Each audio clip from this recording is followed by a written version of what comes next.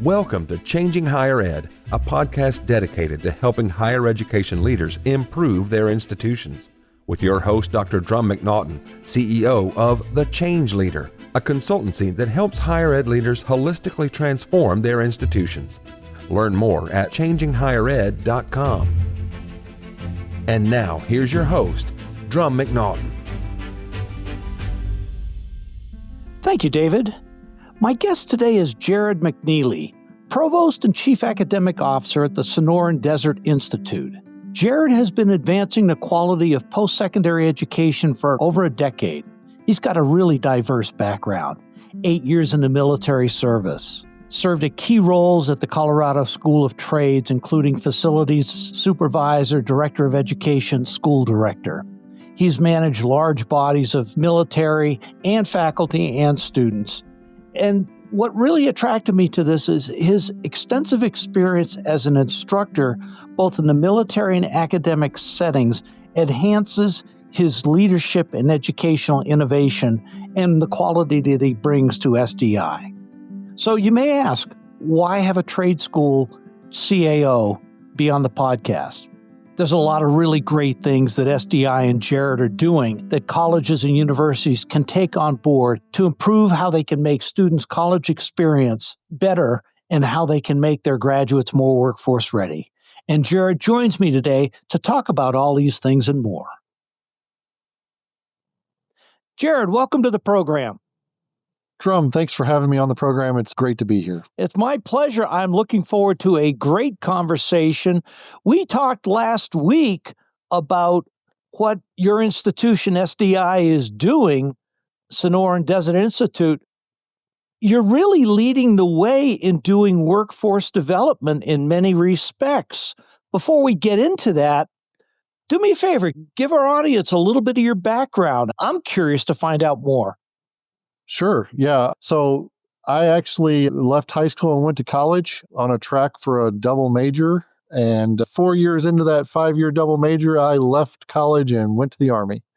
And so I spent 8 years in the Army on the reconnaissance side, a couple of tours to Iraq and a trip to Bosnia in that 8 years. So I got to see some interesting parts of the world and got to do some interesting things. But one of the things that I always loved in the Army was, as a non-commissioned officer, I was training soldiers a lot of the time. Mm-hmm. And that just really resonated with me. So as I left the Army, like many veterans do, I kind of wondered what I was going to do. Finally ended up going back to school. I actually went back to trade school. I am a trade school product myself. I got my Associates of Occupational Studies in gunsmithing, but then still was kind of missing that part and piece of being able to reach into people's lives and help them learn and help them gain knowledge and help them get a foot in the door into whatever it was they wanted to do. So had an opportunity to go back and start working in schools, took that opportunity, started out, instructing, and then worked my way up through running a facility, and then ultimately ran a school for a while, an in-person school. And then very quickly realized that 4 walls makes your audience small. And so how can we do this another way and reach students where they're at, no matter where that is? So how do we remove the geographical influence of education? And so SDI became a wonderful opportunity. So I moved over to SDI just a little under 5 years ago, almost 5 years ago. And it's just such a great opportunity to take a trade school programs and deliver them in an online format. And so I'm sure we'll talk more about that as we get into it, but it's a great chance to meet students where they're at and give them an opportunity to get out in the world and start producing for themselves. And SDI does a really good job with that, of taking the physical and putting it into the virtual. Before we get into that, you guys have been doing a lot of other things as well besides just the trade stuff. You're acquiring more institutions. Just as a plug for later on, we're going to do a podcast on the acquisitions that you've been doing and the processes. So audience, stay tuned for that one. That's going to be a really interesting one, especially if you're looking at acquiring or even selling your institution. Enough commercials. Let's get back to the show. So one of the things that I really like when we were working together a little bit, a few months back, was You had a thought, and I think it's very valid, that the COVID epidemic changed how we need to think about higher education and hands-on training. Tell me more. Yeah, absolutely. The COVID epidemic was a huge impact to higher education. I think any of us that worked in schools and lived through that would admit that it had a huge impact, a huge change to what we did. The interesting part about it is that point in my career where I looked back and said, now, wait a minute. At the time, I was in a state that said we needed to be closed, and we were closed for 6 months. Mm-hmm. And I'm sitting there thinking about, well, how are my students that were about to be graduates, how are they impacted? Well, they're having to stay home. They're having to find jobs to continue to support themselves. And those jobs aren't necessarily in their field because they haven't completed their credential, whatever that might be. Yeah. And so COVID really opened my eyes to how do we get around the four walls concept of education and higher education, and specifically, how do we get around it in trade education? Well, you start to think about it, and it's like, okay, well, how can I deliver a lab into someone's living room? The beauty of trade education is that we're using our hands, we're doing something, right? Mm-hmm. Which is great for lots of people. I mean, it's wonderful. I can't speak highly enough about the lives that I've seen impacted with people learning about the trades and having a way to use their hands to make a living, right? But it's hard to deliver online unless you get creative. Well, the other part to that is, and this, it was brewing before COVID, but I think really brought it to the mainstream, is that we started to see some of the things, both technologically and logistically, that allowed for this to happen. And so, during COVID, deliveries to your home of groceries or food or Amazon or whatever happened, right? And they happened regularly and easily. It became a second nature type of thing to get your stuff that way, right? And then we also all really leaned into the video conferencing platforms and being able to connect that way. And the technology around those video platforms got better. Well, now, if you think about it, if we take those advancements and we know we've stress tested them because we sent everybody home and made them use them that way, well, why can't we deliver education that way? And so that's really what we're trying to push and do. And what you bring up are very valid points, especially around the COVID, because it did change the way you think. I just read something that the UC San Diego, which is one of the top schools in the country, 1 out of 8 students they get can't write.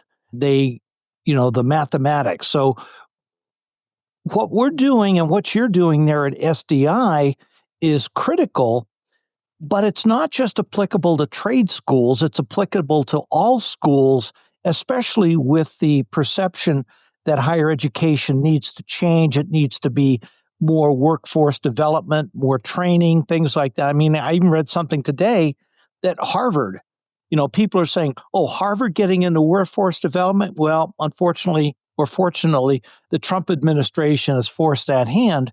But who's to say that they're not going to do a fabulous job with it? That's exactly right. This is the mountain ledge that we stand on. And the choice is, do we just stand there and look out at it, or do we jump off? And so if you jump off, you can take what would be a typical education and turn it into something where you can reach students anywhere. And that's what's so intriguing about it. I understand that not all programs are for all students. I understand that not all faculty members and all students get along, right? Really? We've all been in those situations, Seriously? right? Are you kidding me? Yeah, seriously. Yeah, But the thing that it does do is it opens up that opportunity to put the right student in the right program and the right faculty member in front of the right student to get the best outcome. Mm-hmm. And so when you start thinking about that, it really opens up what we can do. Now, we happen to apply it in a trade school method, but it doesn't matter. I can take any hands-on project and put it in front of people out there in different programs, whether that's a biology lab or a physics lab. We can do that stuff, It's a matter of being creative and being willing to ask students to do those things as part of their education. Sure. Now, There are a lot of folks, it's not nearly as many as used to. And, when I taught both face-to-face and online, the pedagogy was different. We had to train people how to teach online, and it becomes much more of a guide on the side versus a sage on the stage. Regardless, to train people to do this is critical, but you're throwing in a whole nother level of challenges with, let's just take healthcare or something like that. How do you get the same kind of training that you would face to face? I mean, you can't really stick a needle into a computer, can you? You can't, but you can do a lot of simulation work ahead of time. Okay. You start thinking about virtual reality work. Good point. Simulation work, that type of thing. And then what you do with some of those types of programs, healthcare is a great example. I'm by no means an expert in healthcare, but I've been around enough of these schools and programs to realize that at that point, that's where you probably tie in an internship or an apprenticeship or a practicum of some sort and get them out doing the live stuff after they've had the simulation practice. Yes. So in that type of a situation, you may have to tie in a practicum type thing. In some of these trade jobs, though, you can do all of that right in the home. It's a matter of us conversing via a video platform, just like we're doing, and grading that work of that student and having them point out what they've done and explaining, where they could make improvements, that type of thing. And so it just depends on what the program is as to whether you're going to have to involve some face-to-face piece of it. And some of them are required. And, maybe someday we'll get around that, but there's still going to be limitations. But in some of them, none of it's required. And so why aren't we pushing the edge of the envelope to do it that way? I agree. Give me an example, say like from biology or chemistry or something like that. Chemistry is one of those that go, okay, do you really want people in there trying to blow up their house at the same time? But, I'll give you one from one of our programs. Let's talk about our uncrewed technology program. Uncrewed technology is drone work, right? Okay. We see a huge influx of these drones coming into the population to do various jobs. They're just a tool, right? Yeah. And you're not talking about people droning on talking like you and I are doing, right? Not at all. Not at all. I'm talking about the ones that fly around currently, although there are others that drive and work on the water, Sure. right? But as you think about it, the creativity becomes, okay, we need to teach a student to fly the drone. Great. Let's have them get their cell phone out. Let's have them set their cell phone up to record themselves. And then let's have them use a small indoor drone and do the maneuvers that we've asked them to do while recording themselves, and then submit the recording as their assignment. Okay. Then once they've mastered those, we can then move to a bigger drone that we step outside with. So on and so forth. And so if you're creative about it, you can take those lab environments and put them right in their living room and then progress from there. So same concept with, let's take an earth science class. This is always my favorite example. I think I even used this one earlier, but the volcanoes that we all made in earth science, a little bit of baking soda, a little bit of vinegar, and I think that's what the two were. But same idea. You've created an experiment that the student is doing at home. It's chemical reactions. It's talking about earth science. And we now have a lab in the student's home, right? Now, you've got to put the guardrails around that for it to be safe. All those types of things. But that's those intrinsic things that we can learn how to teach online and we can deliver online, and they can still put the product together and submit it to us without having us be face-to-face. That makes perfect sense. And one of those experiments is not to put sulfuric acid on your mom's new range. Yes, that would be a good, don't do this. We need guardrails around how we use this sulfuric acid. Right. Now, it's interesting because when we were speaking last week, we talked about, as part of their course fees, you've got these experiments that are shipped to their home, or if they're military, they're shipped to wherever that military person is stationed or operating at the time. That's all part of the things that, as you're designing these courses, you need to be thinking about. Yeah, that's correct. We work through a strenuous process on putting together these lab kits. We actually have a group that tests these. We'll use beta course testers to test these kits. Sometimes that's former graduates that have come back and said, hey, I'd love to see this new course and this new version. Can I test it for you? We have our faculty test them. So we put it through strenuous testing to see that these kits work. But we've got kits for all kinds of things, whether that's a piloting class or we've got a class where they actually assemble a whole drone from parts. Oh, wow. And do work through all of the testing on that. And so you're working towards that flight engineer, test engineer type of curriculum, you know. And so we put those kits together and get them out to the students, and then they use them in the classes. That's fascinating to me. It really is, because not only, take for instance, IT or computer management or something along those lines, sending the parts to a student and say, assemble this computer, do the testing that you need to do along the way to make sure everything functions. And your end product may be write a 3-page paper describing the process that you went through, what worked, what didn't. So you're adding a critical thinking element into it. Absolutely. Absolutely. And it happens to be, the 3-page paper is a wonderful way to do it. It happens to be with a lot of ours, we ask them to shoot a video of them operating it or conducting the test because that's more valuable to us. That just happens to be the industries that we're in, and so a lot of our stuff is based that way. But you can tailor it to any of these industries. Your version's a very good description of it, in that IT industry.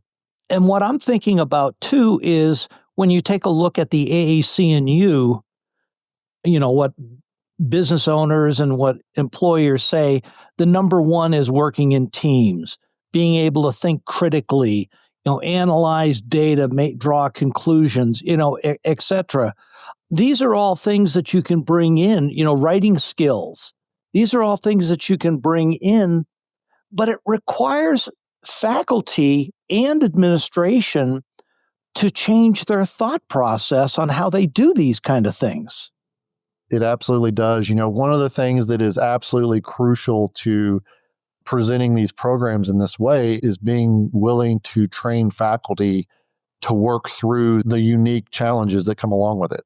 Sometimes that's the technological challenges, sometimes that's being able to connect with the student at a distance. And how do you mentor a student that is not in the classroom with you? There's some different nuance to that.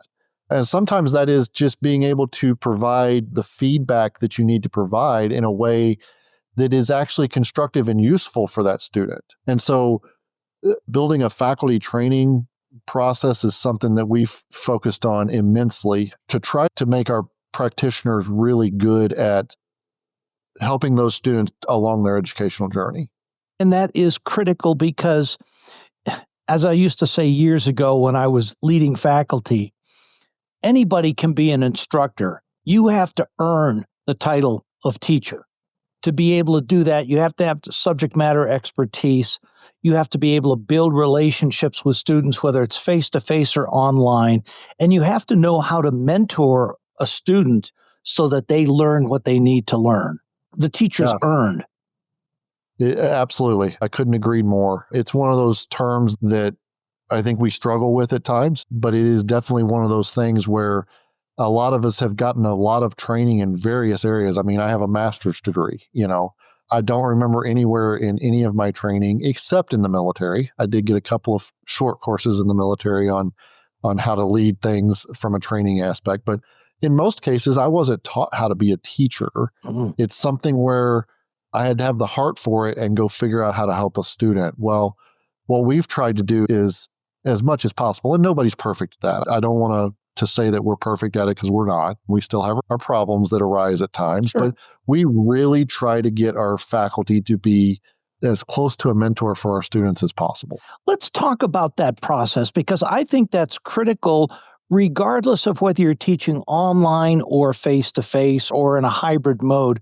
How do you train faculty to become good teachers? Yeah, so we work through a couple of pieces. First off, it starts with a hiring process. We have a pretty strenuous hiring process where we not only want to know what that faculty has done, so we're looking for their expertise in their field first, but we also want to find that wonderful blend of communication skills. So we actually have them do a written interview first, which is not uncommon, but we send out a few questions and they're asked to write responses to those questions before we ever do a face-to-face interview. Because a lot of online education is done in the written form. And so can you deliver, good written communication that's supportive, but still ties in the feedback that you need to give? Mm-hmm. And so that's one of the steps that I think is an absolute key for us. Once they're accepted into the training portion of our program, we actually spend about 5 weeks with our faculty, training them up on how to use the LMS, how to produce the announcements and information that they need to produce to give to their students. Mm-hmm. We have standards that we hold them to. So we've got various engagement standards that we want them to have. They've got to be in our classrooms 5 days out of 7. They've got to be posting announcements 3 days a week. All of these different engagement standards. And so we actually help them work through that in that 5-week process. Uh-huh. We also work with them on some of those tools for grading that are out there, some of the concepts that we as old hat teachers have learned. How do I recognize when a student knows the material or doesn't, and or is maybe even regurgitating something that's someone else's work? Mm-hmm. There's ways to do that. And so we try to come alongside those individuals and build them up in learning those skills. Then once they've completed that 5 weeks successfully, some don't, some also get into it and realize, well, this is a bit more than I wanted to sign on for, right? And that's fine. That's great. That's what we want to see happen. We don't expect to be perfect with it. We then actually send them into their first classroom with students, but we send them in with a mentor alongside them. That's really important. Yep. So we've got a lead faculty or a faculty supervisor that is walking alongside them during that first course, reviewing their responses to students, viewing their feedback on assignments, checking to make sure that they're making all standards. Once they get through that first course, then they're allowed to teach without direct oversight and so on and so forth. And then we review them annually and we hold trainings on various topics as we go through. And then we also, any of the other stuff that a good training and development team would do, we're sending out different topics that we want them to review. About every 6 weeks, we have a recorded session where we talk through a topic. Some of the hot ones lately have been around AI and that usage in the classroom, but we record those so that the folks that can attend live, great. But if you can't, you can catch it when you're not, because we have a lot of adjunct faculty, so they're working part-time. Sure. Right? So with these, we've talked a lot about the faculty training and that, but it also requires great supportive administration, the willingness to provide faculty training, teaching people like you have with that. But it's also providing the tools that faculty need to do this. Let's talk a little bit about that. Yeah, one of the big struggles with, some of the other programs that I've seen and talked to leaders in is that the faculty are great faculty, but sometimes they're an afterthought. There's not a thought about the training that needs to go on. They just assume they can teach. And they just assume that they're up to date on the subject matter. Mm-hmm. What I love about our administration is that, and again, this is trades-based, so, I've got a little bit of a lensed version on this, but, when we get a new faculty member, they get the same parts and pieces kit, that same lab kit that a student gets, because we want them to have the same tools and items that a student's working with, so that if a student runs into an issue and they jump on a video call with them, they can be holding the same parts and pieces to understand what the student's going through. Mm-hmm. And so it's those types of things that really stretch our ability to meet our students where they're at. And all those things are critical. You say it's trades-based, but I would argue, using an academic term, of course, I would argue that any kind of technical program can be outsourced in this same way.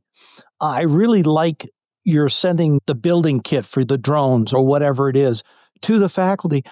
you don't see a lot of faculty who get that kind of training. And say you're teaching chemistry online. Why can't you send all those kits to your faculty members and make them go through the same thing so they can understand how you can potentially blow up your house too? Exactly. Exactly. That's the beauty of it. The closer we can get them to the student experience, the better off they're going to be at guiding those students through the educational process. You can't judge a person until you've walked a mile in their shoes. Correct. That's it. And all of this stuff, and I commend you because you're doing some incredible things there at SDI. It requires all of us to think differently about higher education. A lot of people are asking the question, is higher ed worth it? I would say absolutely yes, but it requires us taking a longer term view and meeting the students where they are. And one of those big things is they don't want debt. Yeah, that's a great point, Drumm. I think the conversation right now out in the world, out in our country is, there's that question of whether higher ed is truly worth it. And it is. I mean, I've got a number of degrees. I value all of them. I value all of the knowledge that I've gained over time. And I've been lucky. I've had opportunities that some don't. I think what's interesting is that a lot of the students today are looking at it and they're wondering about that debt. And they're wondering about, okay, is there an ROI here, to use that good old business term, Mm-hmm. And so I think it requires us to start to rethink things as a higher ed community, and how do we deliver items? And there's been lots of talk about credentialing and stacked credentials and all of these things over time. But I think we're really at a point now where the population that is coming into our schools appreciates that a little bit more. I mean, think about it. You take a student, and again, I'm going to use my program because that's what I'm most familiar with, but you take a student that comes and takes a 4-course certificate, 16 credit hours, not super long, but that gets them prepared to go out and pilot a drone for a company, okay? They go out, they go take their licensing through the FAA, they're now flying drones for a company. Okay, they do that for a couple of years. They're making a living. They don't have any debt because it was a short program. Now they say, okay, well, now I want to manage the fleet. Well, they come back and they take another 16 hours or 32 hours, and they get a little bit closer to an associate's degree. But they've got these fleet management skills, so they're managing the fleet for a company. They're still working, right? They're working this whole time. They're making a living. They're being able to take care of themselves. And it just snowballs over, And that's the beauty of a lot of these paths that we see. Very rarely do we see a graduate that goes into something and stays in that something for the rest of their career. The gold watch is kind of gone, right? Mm-hmm. Like, we're not sitting in factories working for 40 or 50 years. We're going to change our careers. Well, we got to take a longer term view and meet them with the amount of education they need at the right time. Mm-hmm. And you gave a great example there about the drones. But if you wanted to take that even further, the military is making great use of the drones industry right now. Real estate doing the drones. Yep. Who designs the drones? You have to be able to design them, which requires education as an engineer, whether it be aeronautical or aerospace or whatever. There's got to be an education path. So many institutions say, yes, we'll do these stackable credentials to get your degree, but there isn't the kind of thought that goes into those that says, great, you can keep working and work in this subject matter, work in this particular area, add to your knowledge skills to where you're ready to step up. We need to think about it in I wouldn't say a completely different way, but in a different way than we have, so that kids can graduate without debt. They can be earning a living going through, gaining that experience. This is what people want.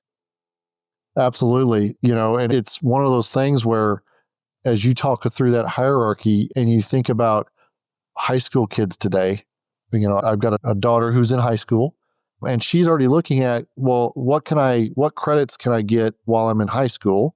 All right. That's awesome. That's great. We've made a great stride there. The problem is she has no idea what she wants to do. she's got tons of experiences. I mean, I run around every night of the week, I feel like, taking her to various things, but she still doesn't have an idea what she wants to do. So getting them into something where they can make a living for themselves, learn about an industry, and do it with a very low impact from the debt or cost perspective is really helpful to them, because they may realize that they don't love that industry. I mean, I opened up this telling you about my background of I left a double major to go to the military because I didn't love the path I was on. Yeah. Hoo-yah. Hoo-yah, right? Here we go. And it was a lot of fun, to go do that. But a part of that stemmed from I just didn't know what I wanted to do. I didn't have experience in the workforce to understand that I enjoyed this, I didn't enjoy this, I was talented at it, I wasn't talented at it, that type of thing. And so if we can get them those experiences while they're still earning a living and then let them build into it later, man, oh man, oh man, think about the power we can harness with those people coming in. Absolutely. And I tell you, these kids coming in nowadays are way smarter than I ever was. I agree. I hate to admit it, but that's true. Well, and the thing that I think is amazing about, the younger generations than you and I is that they don't try to store the knowledge. They're getting really good at how to find it. Yes. And that's key. There's just so much out there available. That's key. Well, I'll give you an example, and then we'll wrap up because we're right at the end of time here. I have a problem with the computer, or I'm trying to figure out something, how to do it. Type it into Google, what it is. Gives me the AI text. I can go through that step by step and say, that didn't work. Oh, there we go. I mean, I don't know all of these things, and frankly, I don't have the brain capacity left to figure them out step by step. The thing that I think about the education with that is having the understanding broad enough to where you can frame the questions as they need to be done and then be able to apply them and learn each step of the way. I think that to me is one of, if not the most critical skills out there that we need. Absolutely. And I would throw out the other critical skill is being able to identify what the problem is. A lot of people can't even develop that problem first, and you sit and look at history and the great inventors, and they saw a problem and they came up with a way around it, right? Well, let's spend time developing what the problem is, and then we'll figure out the way to get around it. And that's critical thinking at its finest. It is. It absolutely is. Jarred, this has been a fascinating conversation for me. Thank you so much. I really appreciate your taking the time coming on the show. Absolutely. I appreciate it, Drumm. It's been great. As we always do, our last two questions. 3 takeaways for higher ed presidents and boards. What do they need to be thinking to either develop or transition their courses to where they're more practical and workforce development type offerings? Yeah, those 3 key takeaways are, number one, don't shy away from those offerings. They really do provide opportunity for students and graduates, and they provide that opportunity to someone that likely would return as they need to gain more education. Mm-hmm. And so that's probably number one. Number 2 is don't forget about those faculty members. Training those faculty really do impact the outcomes on your students. And so training them and allowing them to have the resources that they need is so key. And number 3 is just be creative. It's such a cool time in the world, and we have so many opportunities in front of us and tools to use. Unleash that creativity and find that creative way to meet a student where they're at, because there's opportunity out there. Those are great takeaways. Thank you. I'm going to add one to it. I generally don't, is start looking at education differently. You've got to meet your student where they are and what their needs are. Absolutely. That's a great one. What's next for you? Yeah, we're going to continue to look at different trades. Like you mentioned early on, we've added some schools to our roster in the on-ground truck driving space, and so those are new to us. But we're going to continue to look at that trade education and what's that next area that we can impact.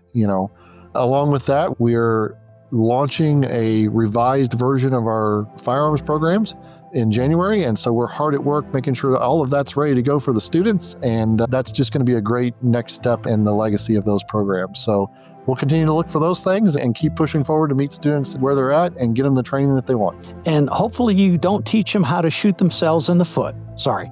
Hopefully not. Hopefully not. And I have to wrap up with this. I apologize in advance. Go Navy, beat Army. Hey, you know what? Having been in Iraq, I love them all. It doesn't matter. We all were there together, and it's amazing what everybody can do when you get on the same team and start pushing forward. Absolutely, and something that we all need to do a little bit more. Jarred, thank you so much. Appreciate your time today. Wish you guys all the best there at SDI. Thanks, Drumm. Thanks for listening today, and a special thank you to my guest, Jarred McNeely, the Provost and CAO at Sonoran Desert Institute. Jarred, had a great conversation. Thank you so much for being on the show. I look forward to the next time our paths cross. To my listeners, thanks again for tuning in. See you next week. Changing Higher Ed is a production of The Change Leader, a consultancy committed to transforming higher ed institutions. Find more information about this topic, along with show notes on this episode at changinghighered.com. If you've enjoyed this podcast, please subscribe to the show, and we would also value your honest rating and review. Email any questions, comments, or recommendations for topics or guests to podcast@changinghighered.com. Changing Higher Ed is produced and hosted by Dr. Drumm McNaughton, post-production by David L. White.